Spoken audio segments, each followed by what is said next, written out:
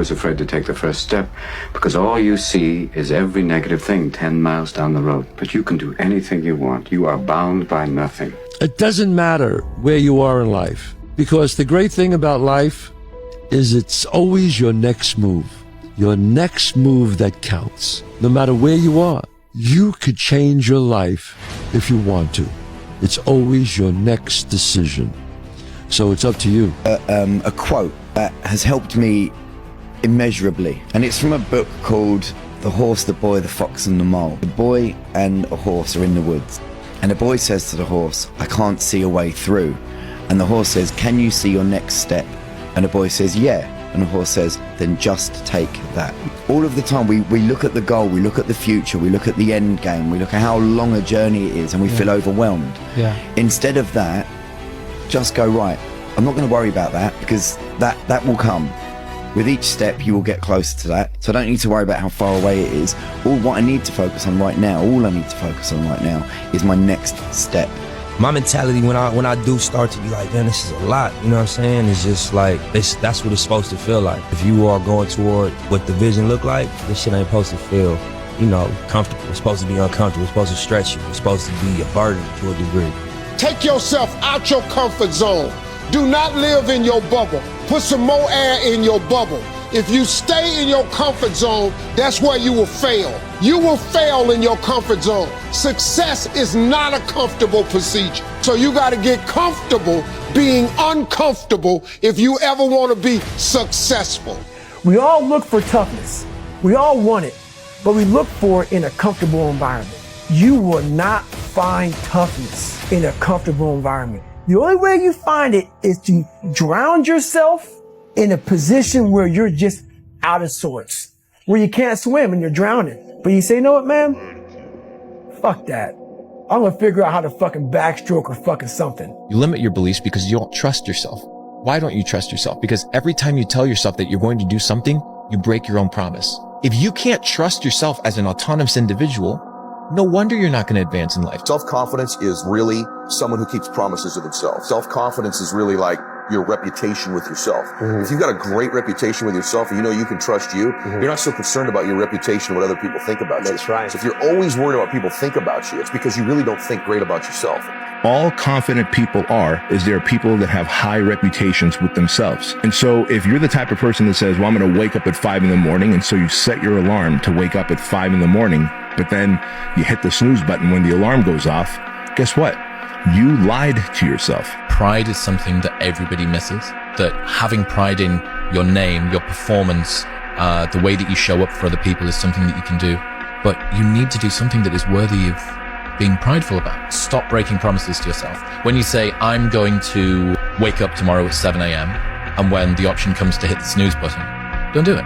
Failure sucks. So like combine that with patience. Like that sucked. Are you willing to do that for 20 years? From mistakes you learn. It's simple. You don't do mistakes, you don't learn. And when you're failing or when like negative things happen, you learn more than from success and good things happen. I think failure is like the greatest gift. I think failure is like, it hurts so bad, but failure is like, is a part of life. And if you're not willing to accept that, like failure is part of it, you've got to keep failing. Failure is the ultimate thing, man. I failed so many times before. That's why I don't look at failure anymore as failure. I look at it as my first, second, third attempt. I think you've got to do mistakes in order to learn from them and to become the person that you are then 20 years after. Otherwise So yeah, I think every mistake, as I said earlier, I always tend to think that it's a positive thing because you grow from them. So I was just failing, kept failing. So I had to teach myself how to fail right. Along the way, failure is going to happen. So how fast do you get up from that? Pick yourself up, dust yourself off, and keep going, man. You guys can't let moments like this, your guys' lowest points, define you. If it does, then the world's winning. Don't let the world win. Life isn't fair at all. At all. So what are you gonna do about it? I knew that no one was coming back to help me. No one's gonna miracle me to be somebody special. All my situations were on me now. It's solely on me. The world ain't all sunshine and rainbows. It's a very mean and nasty place, and I don't care how tough you are, it will beat you to your knees and keep you there permanently if you let it. You, me, or nobody is gonna hit as hard as life. But it ain't about how hard you hit. It's about how hard you can get hit and keep moving forward. How much you can take and keep moving forward. That's how winning is done. Because this world we live in is tough. It's tough. It will beat you down. The world and the life that we live in is the ultimate competitor. It will try to take you out. It will find your weakness and it will fucking just hammer you. It's like a personal curse. 100%. I don't look at failure as failure. I look at failure as your first, second, third, fourth, fifth attempt. I look at them as attempts. I don't look at anything as failure. Not trying is failure. Reminder that if you want to be exceptional, you're going to be different from everyone else. That's what makes you exceptional. You can't fit in and also be exceptional. Both have discomfort. When you fit in, you have internal conflict because you're not being 100% you. When you're exceptional, you have external conflict because everyone sees you as different. Pick one. When your friends start to say, you've changed, remember it's because they don't know how to say, you've grown. When you're built different than everybody else and you have this desire for more and this desire for achievement and this desire to win, everybody else looks at you like you're fucked up. And they'll tell you that too. You know, what's wrong with you? Like, why can't you just relax? Why can't you just do this? Because I'm just not built that way, man.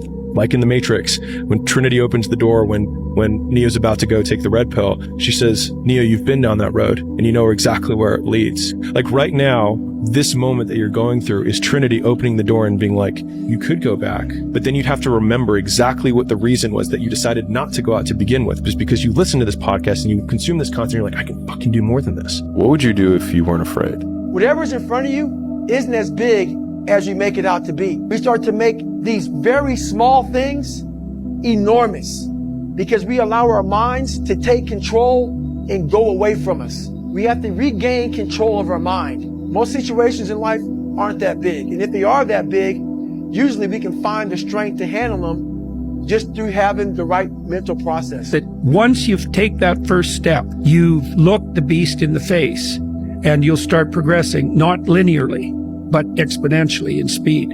So what's cool is that it doesn't really matter how small that first step is.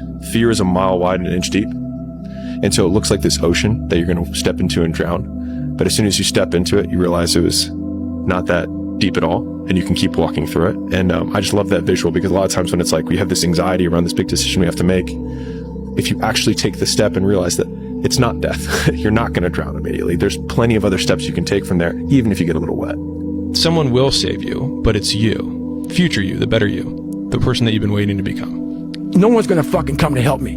No one's gonna fucking come to help me. It's fucking me against me, period. And so I had to man up. And I said, the first thing I gotta start doing is facing every fucking fear I have. There's a moment when every boy realizes no one's coming to save him. And that's when he becomes a man. And some boys never get there and stay children forever. This stuff matters because no one's effing coming to save you. No one's coming. No one. No one's coming to push you. No one's coming to tell you to turn the TV off. No one's coming to tell you to get out the door and exercise. It's up to you. They're not gonna save you. You gotta fucking save yourself, my friend. So that's when all that reality hit me when I went to Buffalo to see my dad and I drive home. I was like, man, this rest of your life is gonna suck. It is gonna suck, not because you're gonna be a loser, but because you're gonna fucking finally start to win. And winning is not easy, my friend. Every family deserves to have a winner.